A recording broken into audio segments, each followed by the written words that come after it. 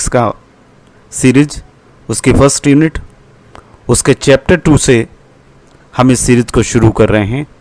और आज का हमारा दूसरा चैप्टर है 11th फिजिक्स का यूनिट फर्स्ट का मापन एवं मात्रक, यूनिट्स एंड मेजरमेंट।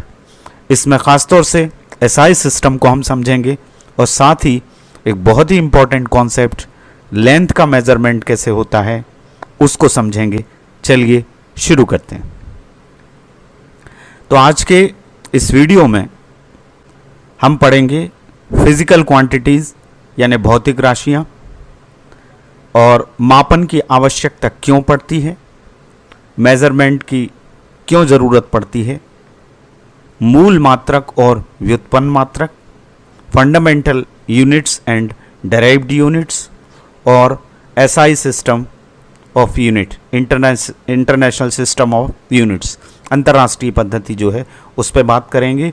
और लास्ट में एक बहुत ही इम्पॉर्टेंट कॉन्सेप्ट है एनसीईआरटी की हमारी फिजिक्स में कि लेंथ का मेजरमेंट कैसे किया जाता है, लंबी दूरियों का मापन हम किस विधि से करते हैं उसको हम डिटेल में आज के इस वीडियो में समझेंगे। तो अंत तक वीडियो में मेरे साथ बने रहिए। चलिए शुरू करते हैं। सबसे पहले फिजिकल क्वांटिटी, भौतिक राशियाँ, वे राशियाँ जिनके पदों में भौतिकी के नियमों को व्यक्त किया जा सकता है या जिन राशियों का यथार्थतापूर्वक मापन किया जा सकता है उन्हें हम फिजिकल क्वांटिटीज़ कहते हैं, जिनको हम नाप सकते हैं, जिनको हम मेज़र कर सकते हैं। फिजिक्स के जितने लॉज हैं जिनके टर्म्स में हम एक्सप्रेस कर सकते हैं, these are called physical quantities. आपने बहुत सारी भौतिक राशियाँ 10th तक में सुनी होंगी। आपने 9th में स्पीड पढ़ा, चाल पढ़ी, वेग पढ़ा, त्वरण पढ़ा, कार्य पढ़ा, शक्ति पढ़ा, ऊर्जा पढ़ा, लंबाई पढ़ा, क्षेत्रफल पढ़ा। ये सारी फिजिकल क्वांटिटीज़ हैं। लेकिन फिजिकल क्वांटिटीज़ को 2 भागों में विभाजित किया गया है। भौतिक राशियाँ कितने भागों में विभाजित की गई हैं? 2 हिस्सों में। पहला फंडामेंटल क्वांटिटीज़, पहला नाम क्या है? मूल राशियाँ, जिनको इंग्लिश में हम कहते हैं फंडामेंटल क्वांटिटीज़, और दूसरी कहते हैं डेराइव्ड क्वांटिटीज़, व्युत्पन्न राशियाँ जो उत्पन्न की जाती हैं। किनसे? मूल राशियों से। नाम से ही ये स्पष्ट है कि ये फंडामेंटल क्वांटिटी से डेराइव्ड होती हैं, उनसे डेराइव की जाती हैं। चलिए सबसे पहले मूल राशियों को समझ लेते हैं। मूल राशियाँ क्या हैं? वे फिजिकल क्वांटिटीज़, वे भौतिक राशियाँ जो एक दूसरे से स्वतंत्र होती हैं, जिन्हें व्यक्त करने के लिए अन्य भौतिक राशि की आवश्यकता नहीं होती, उन्हें क्या कहते हैं? मूल राशियाँ कहते हैं। नेशनल जो सिस्टम है, पेरिस में बांट एवं माप का कार्यालय है, उसके द्वारा निर्धारित की गई मूल राशियाँ 7 हैं। बाद में आगे चल के इनमें 2 की संख्या और बढ़ाई गई, जिनको हम सप्लीमेंट्री फंडामेंटल क्वांटिटीज़ कहते हैं, पूरक मूल राशियाँ कहते हैं। तो बेसिकली इनकी संख्या क्या है? 7 है। तो कौन कौन सी हैं वो 7? इनको आपको ध्यान रखना है। पूरी फिजिक्स में आप 12th तक और आगे तक पढ़ेंगे, ये मूल राशियाँ आपको काम आएंगी। बेसिक क्वांटिटीज़ हैं और ये 7 से ही पूरी राशियाँ बनेंगी। जो बनेंगी वो डेराइव्ड हैं, जो बनेंगी वो व्युत्पन्न राशियाँ हैं। तो ये 7 के नाम आपको याद रखना है और 7 के यूनिट याद रखना है। तो वो 7 कौन कौन सी हैं चलिए देख लेते हैं। पहला लंबाई, लेंथ, दूसरा द्रव्यमान, मास, तीसरा टाइम, समय, चौथी ताप, टेम्परेचर, पांचवी ज्योति तीव्रता, ल्यूमिनस इंटेंसिटी, छठवीं विद्युत धारा, इलेक्ट्रिक करंट, जिसे आप 12th में पढ़ेंगे, पदार्थ की मात्रा, क्वांटिटी ऑफ मैटर। तो ये 7 मूल राशियाँ हैं। लंबाई, द्रव्यमान, समय, ताप, ज्योति तीव्रता, विद्युत धारा और पदार्थ की मात्रा। शुरुआत में यांत्रिकी में ये 3 ही राशियाँ मूल राशियाँ मानी जाती थी, लंबाई, द्रव्यमान और समय। लेकिन बाद में जैसे जैसे फिजिक्स का या साइंस का खोज बढ़ती गई, उसके नियम बढ़ते गए, बनते गए, तो बाद में इन राशियों को और जोड़ा गया। ये टोटल मिला के 7 अब फिजिकल क्वांटिटीज़ हैं। बाद में 2 पूरक मूल राशियाँ जोड़ी गईं, एक समतल कोण और दूसरी घन कोण। घन कोण का 12th में आपको फर्स्ट यूनिट में ही यूज़ करना है गॉस के थ्योरम में। तो ये आगे 12th के में जब आप पहुंचेंगे तो आपको डिटेल में पता चलेगा, और घन कोण को भी हम किसी वीडियो में डिस्कस करेंगे। अब डेराइव्ड क्वांटिटीज़ के बारे में बात कर लेते हैं। व्युत्पन्न राशियाँ वे भौतिक राशियाँ, जैसा कि मैंने पहले ही बताया, जो मूल राशियों से उत्पन्न होती हैं, जिन्हें मूल राशियों से व्युत्पन्न किया जाता है, जो एक दूसरे पर निर्भर करती हैं, यानी मूल राशियों पर निर्भर करेंगी। इनकी संख्या बहुत है। उन 7 को छोड़ के और 9 को छोड़ के जितनी क्वांटिटीज़ आपको सुनाई देती हैं या फिजिक्स में आगे दिखाई देंगी, चाहे वो क्षेत्रफल हो, चाहे वो आयतन हो। क्षेत्रफल बराबर क्या होता है? लंबाई गुणित चौड़ाई। ये लंबाई और चौड़ाई भी एक तरह से एल है, लेंथ है, तो ये लेंथ से निकली है, इसलिए ये डेराइव्ड है। वॉल्यूम, आयतन, लंबाई गुणित चौड़ाई गुणित ऊंचाई, ये भी लेंथ है, तो लेंथ से निकला है, इसलिए ये डेराइव्ड क्वांटिटीज़ है। इसके अलावा चाल को आपने पढ़ा है, चाल बराबर होता है दूरी बटे समय, दूरी यानी लेंथ। टाइम भी क्या है? मूल राशि है। घनत्व द्रव्यमान बटे आयतन, आयतन इसमें आ रहा है, द्रव्यमान आ रहा है, तो मूल राशि है। बल बराबर द्रव्यमान गुणित त्वरण, द्रव्यमान आएगा, त्वरण निकलेगा वेग से, वेग परिवर्तन की दर को त्वरण कहते हैं। तो जितनी राशियां उन 7 के अलावा हैं वो सारी क्या कहलाती हैं? डेराइव्ड क्वांटिटीज़ कहलाती हैं, व्युत्पन्न राशियां कहलाती हैं। इनको हम डिटेल में डिस्कस करेंगे आगे। तो पहले इस चैप्टर में जो भी मैंने बताया, अब हमारा नेक्स्ट जो टॉपिक है वो है मापन की आवश्यकता। मेजरमेंट की ज़रूरत क्यों पड़ती है? तो आपको स्क्रीन पे 2 सिलेंडर दिख रहे हैं, बेलन 1 और बेलन 2। यदि आपसे पूछा जाए तो इन 2 बेलनों में से कौन सा बेलन बड़ा है, तो आपका फौरन जवाब आ जाएगा ये जो पहला वाला बेलन है ये बड़ा है, क्योंकि आपको देखने से ये बड़ा लग रहा है और ये छोटा लग रहा है। लेकिन यदि आपसे ये पूछा जाए कि इनमें से पहला बेलन दूसरे बेलन से कितना बड़ा है, तो इस बात का जवाब, इस प्रश्न का जवाब आप केवल देखकर नहीं दे सकते, यानी आपकी आंखों से देखकर, ज्ञानेंद्रियों से आप देखकर इस बात का जवाब नहीं दे सकते कि बेलन 1 बेलन 2 से कितना बड़ा है। तो क्या करना पड़ेगा? इसके लिए एक संदर्भ, एक रेफरेंस मानक से इसका मापन करना पड़ेगा, इसको नापना पड़ेगा और देखना पड़ेगा कि ये बेलन इस बेलन से कितना बड़ा है।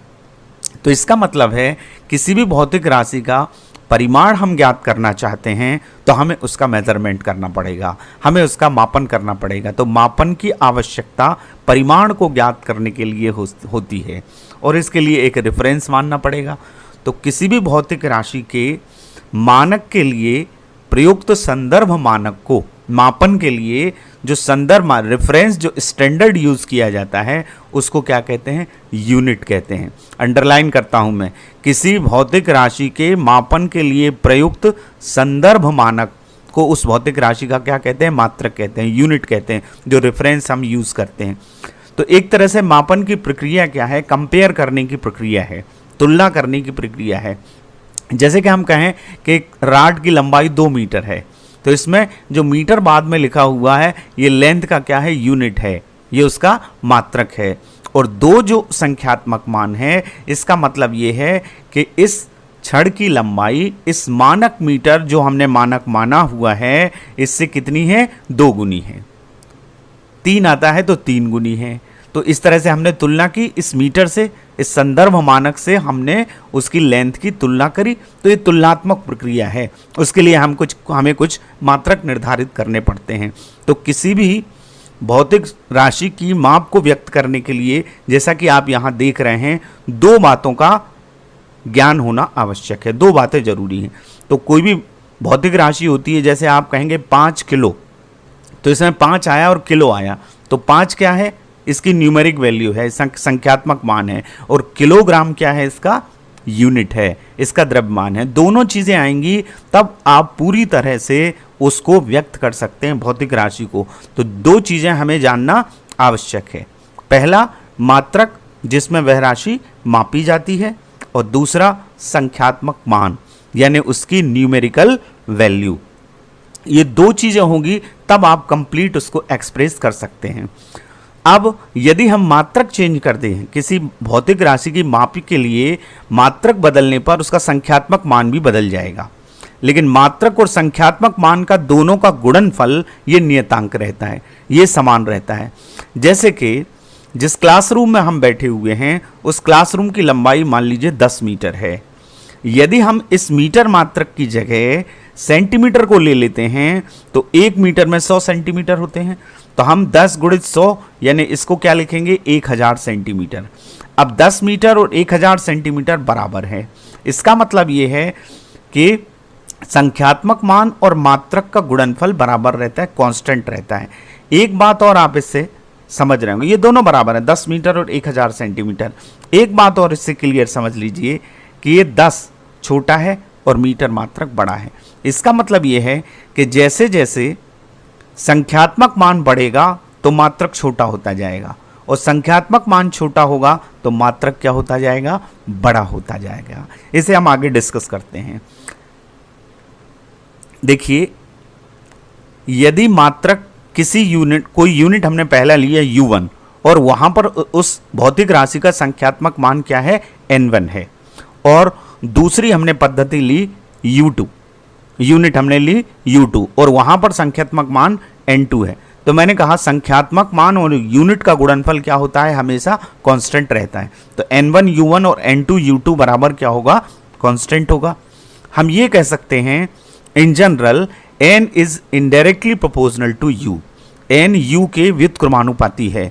और व्युत्क्रमानुपाती संबंध आप जानते हैं, व्युत्क्रमानुपाती का मतलब होता है ये यदि बढ़ेगा, यूनिट यदि बढ़ेगा तो न्यूमेरिकल वैल्यू क्या होगी, कम हो जाएगी। पिछले उदाहरण में हमने देखा 10 मीटर बराबर 1000 सेंटीमीटर, 10 क्या होगा, न्यूमेरिक वैल्यू कम हो गई तो यूनिट मीटर क्या हो गया, बड़ा हो गया, और 1000 जब न्यूमेरिक वैल्यू बड़ी हो गई तो यूनिट क्या हो गया, छोटा हो गया, सेंटीमीटर हो गया। तो इस बात को ध्यान रखिएगा। इससे हम इस निष्कर्ष पर पहुंचे कि किसी भी भौतिक राशि का संख्यात्मक मान उसके मात्रक के व्युत्क्रमानुपाती होता है। Numerical value of physical quantity is indirectly proportional to its unit. ये हमारा निष्कर्ष हुआ। दूसरे शब्दों में हम ये कह सकते हैं कि मात्रक जितना बड़ा होगा संख्यात्मक मान उतना ही छोटा होता है। जैसे 5 मीटर और 500 सेंटीमीटर बराबर हैं, 5 अंक छोटा है लेकिन मीटर मात्रक क्या है, बड़ा है। यहाँ पर न्यूमेरिकल वैल्यू 500 बड़ी हो गई तो यूनिट क्या हो गया, सेंटीमीटर हो गया, छोटा हो गया। मेरा ख्याल है आपको ये बात क्लियर होती कि हो गई होगी। यदि संख्यात्मक मान छोटा है तो मात्रक क्या होगा, बड़ा होगा, और संख्यात्मक मान बड़ा है तो मात्रक क्या होगा, छोटा होगा। चलिए आगे बढ़ते हैं। अब हमने जैसे कि पढ़ा मूल राशियां और व्युत्पन्न राशियां, तो मूल राशियों के जो मात्रक होते हैं वो क्या कहलाते हैं, मूल मात्रक कहलाते हैं, फंडामेंटल यूनिट्स कहलाते हैं, और डेराइव्ड क्वांटिटीज के जो यूनिट रहते हैं उनको कहते हैं व्युत्पन्न मात्रक। इन दोनों में अंतर देख लेते हैं, ये क्वेश्चन एग्जाम में आता है। पहला अंतर क्या है, मूल राशियों के मात्रकों को क्या कहते हैं, मूल मात्रक कहते हैं, और इस तरफ क्या आएगा, व्युत्पन्न राशियों के मात्रकों को व्युत्पन्न मात्रक कहते हैं। मूल मात्रक, ये मात्रक एक दूसरे से पूर्णतः स्वतंत्र होते हैं, एक दूसरे पर निर्भर नहीं करते, लेकिन ये मात्रक एक दूसरे पर निर्भर करते हैं। आप चाल का यूनिट निकालेंगे, चाल बराबर क्या होता है, दूरी बटे समय, तो मीटर पर सेकंड आएगा, मीटर ऊपर आएगा, सेकंड नीचे आएगा, तो मीटर लंबाई का मात्रक है, लंबाई मूल राशि है, तो एक दूसरे पर ये निर्भर करते हैं। एसआई पद्धति में 7 मूल मात्रक हैं, 7 राशियां हैं और 2 पूरक मूल मात्रक हैं, और व्युत्पन्न मात्रकों की संख्या असीमित है। क्यों? क्योंकि ये क्वांटिटीज भी असीमित हैं। मैंने कहा 7 और 2 9, इसको छोड़ के जितनी क्वांटिटीज आप सुनोगे, वेग, संवेग, आवेग, कोणीय वेग, आगे पूरी फिजिक्स में आपको ये सब कुछ पढ़ना है। अभी ये शुरुआत है, ये फर्स्ट यूनिट है, लेकिन धीरे धीरे जो क्वांटिटीज़ के मैं नाम ले रहा हूँ, चाहे मैं वेग कहूँ, चाहे चाल कहूँ, चाहे बल कहूँ, चाहे त्वरण कहूँ, चाहे कोणीय संवेग कहूँ, चाहे कोणीय वेग कहूँ, चाहे कोणीय त्वरण कहूँ, ये सारी क्वांटिटीज़ आगे जैसे जैसे फिजिक्स बढ़ेगी, आप पढ़ोगे, सेकंड यूनिट में आओगे, थर्ड यूनिट में आओगे, तो आपको ये सारी कॉन्सेप्ट, ये सारे नियम, ये क्वांटिटीज़ आपको पढ़ने को मिलेंगी और आपको समझना है। चौथा अंतर है, इन्हें स्वतंत्र रूप से परिभाषित किया जा सकता है। इनकी परिभाषा स्वतंत्र रूप से निर्धारित भी की गई है अंतर्राष्ट्रीय कार्यालय के द्वारा, और इन्हें मूल मात्रकों की सहायता से परिभाषित करते हैं। चाल को परिभाषित करेंगे तो दूरी की दर को चाल कहते हैं। एकांक समय में किसी वस्तु द्वारा तय की गई दूरी को चाल कहते हैं। तो दूरी क्या है? मूल मात्रक है, मूल राशि है। तो इनको हम डिफाइन करेंगे तो किसकी हेल्प से करेंगे? मूल मात्रकों की सहायता से डिफाइन करेंगे। ये 4 अंतर हैं। ये इंपॉर्टेंट क्वेश्चन है, इसे अपनी कॉपी में नोट भी करिएगा पॉज करके। चलिए नेक्स्ट कॉन्सेप्ट देखते हैं, मात्रकों की जो पद्धतियां हैं। सिस्टम कितने प्रचलित थे, कितने प्रचलित हैं, वो कौन कौन से हैं? 9th में आपने पढ़ेंगे CGS सिस्टम। पहला सिस्टम क्या था? CGS system, centimetre gram second. दूसरा पद्धति MKS system, metre kilogram second. तीसरी पद्धति FPS, फुट पौंड सेकंड। और चौथी और बहुत इंपॉर्टेंट वर्तमान में प्रचलित है SI system, international system of unit. CGS का फुल फॉर्म क्या है? Centimetre gram second. यांत्रिकी में पहले 3 ही मूल राशियां मानी गई थी, लंबाई, द्रव्यमान और समय। CGS पद्धति का मतलब वह पद्धति जिसमें लंबाई को सेंटीमीटर में, द्रव्यमान को ग्राम में और समय को सेकंड में नापा जाता है, वो सेंटीमीटर ग्राम सेकंड या CGS सिस्टम कहलाती है। इसको मीट्रिक सिस्टम भी कहते हैं, मीट्रिक पद्धति भी कहते हैं। MKS सिस्टम, इसका ही संशोधित रूप SI सिस्टम है। MKS का मतलब द्रव्यमान, लंबाई को जिसमें मीटर में नापा जाता है, द्रव्यमान को किलोग्राम में नापा जाता है और समय को सेकंड में नापा जाता है, उसको कहते हैं हम MKS पद्धति। FPS ये ब्रिटिश पद्धति है और फुट पौंड सेकंड, लंबाई को फुट में, द्रव्यमान को पौंड में और समय को जिसमें सेकंड में नापा जाता है उसको कहते हैं हम FPS पद्धति। SI सिस्टम ये मात्रकों की अंतर्राष्ट्रीय पद्धति है, इंटरनेशनल सिस्टम ऑफ यूनिट्स। इसको हम डिटेल में, इसमें 7 राशियों के 7 मात्रक होंगे, वर्तमान में यही प्रचलित है। आगे जितनी भी क्वांटिटीज पढ़ोगे आप, इसमें आपको यूनिट निकालना पड़ेंगे, व्युत्पन्न राशियों के मात्रक आपको निकालना पड़ेंगे इसी पद्धति में। तो वो क्या है, चलिए आगे की स्लाइड में देखते हैं।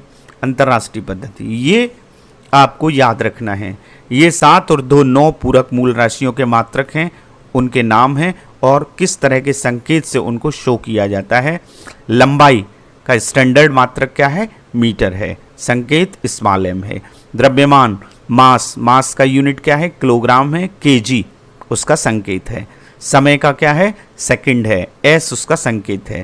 ताप का केल्विन है, K उसका संकेत है। विद्युत धारा, इलेक्ट्रिक करंट, एम्पियर, इसका यूनिट क्या है? एम्पियर। 12th में आप डिटेल में इसे पढ़ेंगे। करंट, इलेक्ट्रिसिटी सेकंड यूनिट है 12th की, पूरी डिटेल में आपको बताया जाएगा 10th में, लेकिन आपने विद्युत धारा को पढ़ा है। एम्पियर कैपिटल ए से शो किया जाता है। ज्योति तीव्रता, candela, luminescent intensity, candela unit है स्मॉल c और स्मॉल d से इसको शो करते हैं इस मात्रक को। पदार्थ की मात्रा, ये मोल, इसका यूनिट क्या है? मोल है और MOL इसका संकेत है। समतल कोण, ये पूरक मूल राशि है, सप्लीमेंट्री फंडामेंटल क्वांटिटी है, रेडियन इसका यूनिट है। और घन कोण, ये भी पूरक मूल राशि है, इसका यूनिट है स्टेरेडियन और इसका संकेत है SR। तो ये भी आप पास करके इसका स्क्रीनशॉट ले लीजिए और इसको याद रखिएगा। देखिए 10th में बहुत पतली सी साइंस आपकी होती थी, बहुत छोटा होता था कोर्स, लेकिन 11th में जैसे ही आते हैं आपको 3 भागों में साइंस को पढ़ना पड़ता है। आप फिजिक्स पढ़ते हैं, आप केमिस्ट्री पढ़ते हैं, आप मैथ पढ़ते हैं या बायोलॉजी पढ़ते हैं। तो धीरे धीरे आपको पता चलेगा और आगे आप जैसे जैसे पढ़ेंगे चीज़ें आपको समझ में आती जाएंगी, लेकिन आपको धैर्य से हर यूनिट को समझना पड़ेगा। और सभी लोग समझते हैं, आगे बढ़ते हैं, तो हम समझ के करेंगे तो साइंस आपको इजीली, क्योंकि अब मोटी मोटी किताबें हैं, बड़ी बड़ी कॉन्सेप्ट हैं, उनको आप रट नहीं सकते। तो रटना तो है ही नहीं, आपको समझना पड़ेगा और समझेंगे तो आप आगे बढ़ पाएंगे। चलिए नेक्स्ट हम हमारा आज का टॉपिक लेते हैं, लंबाई का मापन। NCERT की बुक में हमारे लंबाई का डिटेल में दिया हुआ है कि किस तरह से बड़ी दूरियों को आप नाप सकते हैं। तो लंबाई को नापने या दूरी को नापने की 2 मेथड हैं, एक है प्रत्यक्ष विधि और दूसरी है अप्रत्यक्ष विधि। प्रत्यक्ष विधि में क्या करते हैं, लंबाई के स्वीकृत मानक की सहायता से लंबाई को मापा जाता है। जैसे आपके पास मीटर स्केल है, मीटर स्केल जो आपके कंपास बॉक्स में होता है, मीटर स्केल से कम न्यूनतम 1 mm, उसका एक खाना 0.1 सेंटीमीटर का होता है। 0.1 सेंटीमीटर का मतलब होता है 1 mm, 1 मिलीमीटर। 1 मिलीमीटर का मतलब 10⁻³ मीटर। इतना मिनिमम आप उससे नाप सकते हैं। इससे नीचे आपको नापना है तो ये पॉसिबल नहीं है। तब आप कौन सा उपकरण यूज़ करते हैं? प्रैक्टिकल में आप 11th में इसको देखेंगे, पढ़ेंगे, वर्नियर कैलिपर्स। वर्नियर कैलिपर्स से का लीस्ट काउंट जो होता है, अल्पतमांक होता है, वो 0.01 सेंटीमीटर होता है। तो आप इससे इससे भी कम 0.01 सेंटीमीटर यानी 10⁻⁻⁴ मीटर तक आप उससे मापन कर सकते हैं। इससे और नीचे का मापन करना है तो स्क्रू गेज का आप इस्तेमाल करते हैं 0.0। ये सारी चीज़ें आप प्रैक्टिकल में पढ़ेंगे डिटेल में। 0.001 सेंटीमीटर यानी 10⁻⁻5 मीटर। ये मीटर से सेंटीमीटर में बदला 10⁻⁻² का 100 का भाग हो जाता है। सेंटीमीटर से आप मीटर में बदलते हैं, 100 का भाग होता है 10⁻2 ऊपर जाते हैं, और ये 10⁻3 है, 1 2 3, देन इट बिकम्स 10⁻⁻5 मीटर। इतनी दूरियों को, इतनी न्यूनतम दूरियों को यदि आपको नापना है तो आप प्रत्यक्ष विधि से उपकरण हमारे पास मौजूद हैं, उन उपकरणों से आप नाप सकते हैं। ये तो हुआ डायरेक्ट मेथड। लेकिन यदि हमें बड़ी दूरियों का मापन करना है तो हम अप्रत्यक्ष विधि का इस्तेमाल करते हैं। साइंस में इनडायरेक्ट मेथड इस्तेमाल करते हैं और वो डिटेल मेथड है। जैसे आपको लंबी दूरी, कोई पहाड़ की ऊंचाई ज्ञात करना है, तारे या ग्रह की दूरी निकालना है, तो आप इसको क्या मीटर स्केल से नापेंगे? It is not possible. Metre scale से आप इसको नहीं माप सकते इतनी बड़ी दूरियों को। तो इतनी दूरियों को नापने के लिए अप्रत्यक्ष विधि का इस्तेमाल किया जाता है। इन्हीं में से एक विधि है लंबन या विस्थापनाभास। क्या नाम है इसका? लंबन या विस्थापनाभास। विस्थापन का आभास शब्द से ही आपको उसको समझना पड़ेगा। पैरेलैक्स मेथड इंग्लिश में कहते हैं। अब ये क्या है? इस विधि का उपयोग पृथ्वी से ग्रहों या तारों की दूरी ज्ञात करने में किया जाता है। चलिए इसको समझते हैं। पहले लंबन को समझ लें क्या है।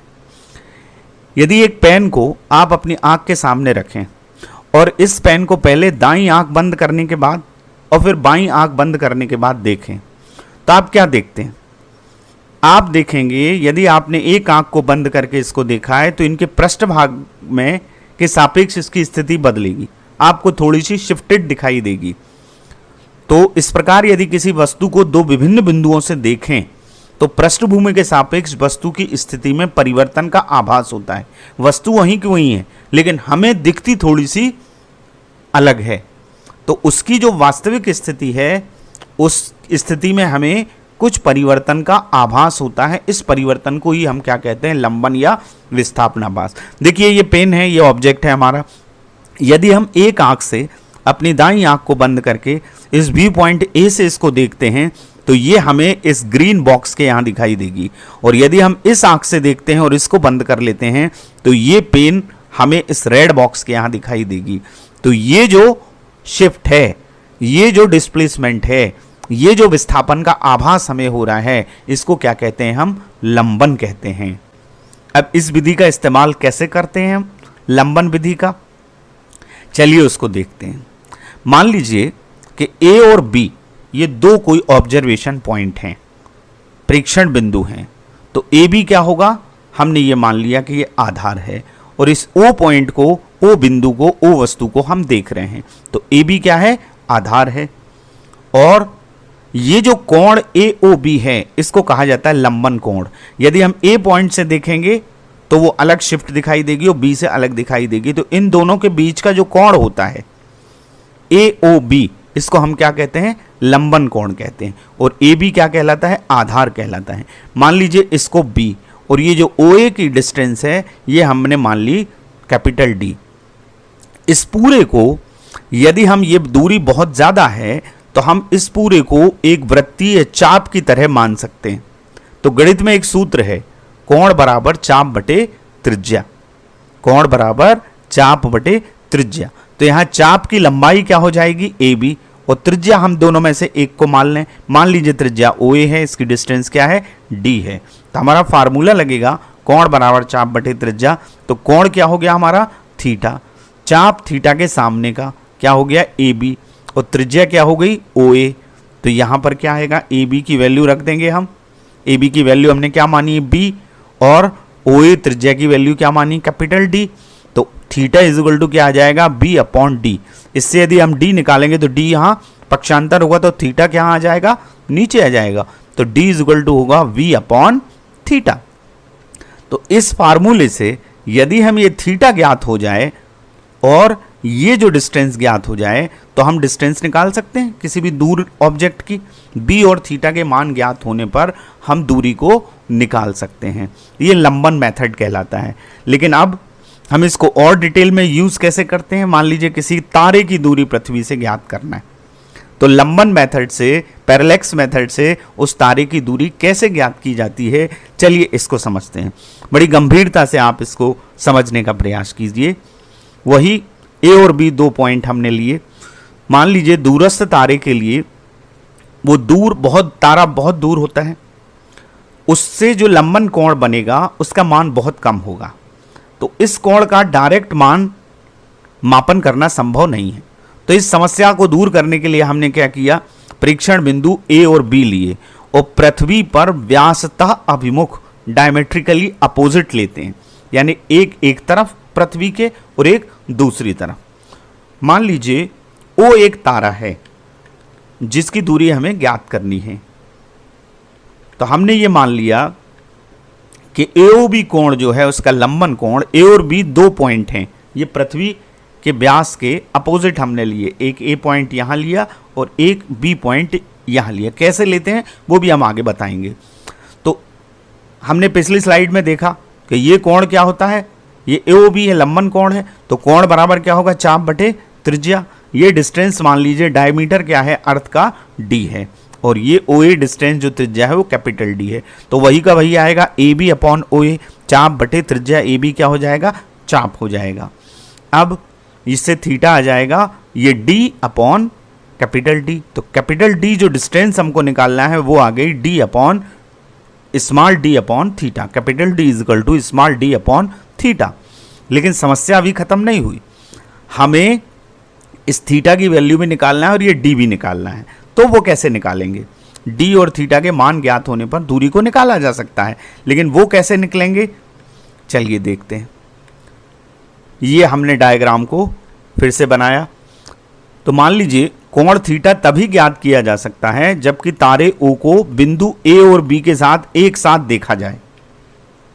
A और B के साथ क्या देखा जाए, एक साथ देखा जाए। लेकिन ये एक साथ देखना संभव नहीं है। तो हम क्या करते हैं, एक ऐसे तारे का चयन करते हैं C का, जिसकी स्थिति A और B से इसके बिल्कुल सामने, तो A और B से समान मानी जा सकती है। ये हमारा ऑब्जर्वेशन पॉइंट है A से तारे O और C के बीच का कोण हम ज्ञात कर लेते हैं। मान लीजिए ये कोण है OAC, ये क्या है, φ1 है। ये वाला कोण हमारा क्या है, φ1 है। ये हम निकाल सकते हैं। ये एकांतर कोण है तो ये φ1 हमको मिल जाएगा। क्या होता है, 6 महीने बाद पृथ्वी सूर्य की परिक्रमा करती है, तो प्रेक्षण बिंदु की स्थिति क्या हो जाएगी, B हो जाएगी, यहां हो जाएगी। पृथ्वी की स्थिति जब बदलेगी तो ये स्थिति कहां हो जाएगी, यहां हो जाएगी B। तो B से फिर तारे O और C के बीच का कोण निकाल लेते हैं हम। वो कोण कौन सा, ये वाला कोण हम मान लेते हैं क्या, φ2। इस φ2 को कैलकुलेट कर लेते हैं। ये सब टेलीस्कोप से किया जाता है। टेलीस्कोप जो दूरदर्शी होता है उससे इन कोणों को नापा जाता है। तो हमने क्या किया, एक दूसरे तारे C का चयन किया और पृथ्वी के व्यास के अपोजिट दो पॉइंट लिए A और B, कैलकुलेशन किया टेलीस्कोप से, जिसमें 6 महीने बाद ये B पॉइंट पर बने कोण φ2 को निकाला और ये φ1 को निकाला। अब ये φ1 और ये वाला φ1 बराबर है, एकांतर कोण बराबर होते हैं। तो ये φ1 आ गया और ये φ1 आ गया। अब आप इस चित्र में देख सकते हैं कि ये जो कोण है OBC ये φ2 है और OAC ये φ1 है, ये दोनों बराबर हैं। तो ये थीटा जो कोण है ये φ1 प्लस φ2 के टोटल के बराबर है। तो थीटा की वैल्यू हमारी निकल गई, यहाँ हमने नाप लिया φ1 φ2 को, ये आ गया। डी डिस्टेंस हमें पता ही है, डायमीटर पता है अर्थ का। तो हम इस सूत्र में जो हमारा समीकरण 1 आया था उसमें थीटा की वैल्यू जो φ1 और φ2 का योग है वो रख देंगे और इस तरह से डिस्टेंस तारे की हम निकाल सकते हैं। ये पैरेलैक्स मेथड कहलाता है, लंबन विधि कहलाती है, जिससे किसी तारे की या दूरस्थ स्थित वस्तु की दूरी ज्ञात की जा सकती है, ये लंबन विधि कहलाती है। तो आज के इस चैप्टर में 11th की सेकंड चैप्टर में हमने क्या क्या पढ़ा? हमने पढ़ा कि राशियां, मूल राशि और व्युत्पन्न राशियां, मापन की आवश्यकता क्यों पड़ती है, पद्धतियां कौन कौन सी है, एसआई पद्धति में 7 और 2 9 राशियों के मात्रक क्या होते हैं, और किस तरह से हम लंबाई का या दूरी का, बड़ी दूरियों का मापन कर सकते हैं, ये हमने आज पढ़ा।